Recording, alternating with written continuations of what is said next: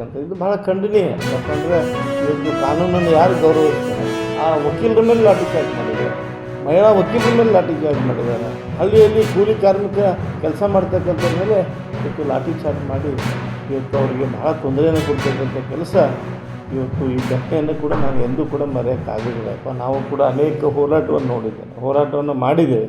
ಆದರೆ ಈ ರೀತಿ ಒಂದು ಕೆಟ್ಟ ಒಂದು ಪದ್ಧತಿಯಲ್ಲಿ ಇವತ್ತು ಒಂದು ಲಾಠಿ ಚಾರ್ಜ್ ಮಾಡಿರ್ತಕ್ಕಂಥದ್ದು ಇದು ಖಂಡನೀಯ ಮತ್ತು ಈ ಸರ್ಕಾರ ಪತನ ಆಗೋದ್ರಲ್ಲಿ ಸಂದೇಹ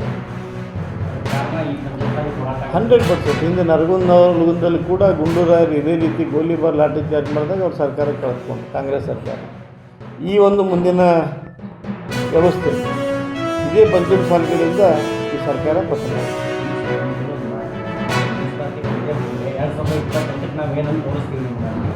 ಅಲ್ಲ, ಕಾನೂನಾತ್ಮಕವಾಗಿ ನಮ್ಮ ಜಗದ್ಗುರುಗಳು ಭಾಳ ವಿಶೇಷವಾಗಿ ಎಲ್ಲವೂ ಕೂಡ ಬಲ್ಲವರಿದ್ದಾರೆ ಮತ್ತು ಅನೇಕ ವರ್ಷಗಳಿಂದ ಕೂಡ ಹೋರಾಟವನ್ನು ಮಾಡ್ತಾರೆ. ನಮ್ಮ ಮೂರೂ ಪೀಠಗಳು ಕೂಡ ಒಂದೇ ಗುರಿ ಇದೆ, ನಮ್ಮ ಮುಂದಿನ ಭವಿಷ್ಯದ ಮಕ್ಕಳಿಗೆ ಮೀಸಲಾತಿ ಸಿಗಬೇಕು.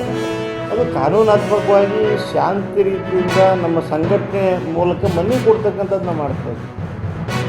ಕಾನೂನಾತ್ಮಕವಾಗೇ ಮಾಡಲಿ ನಮಗೆ.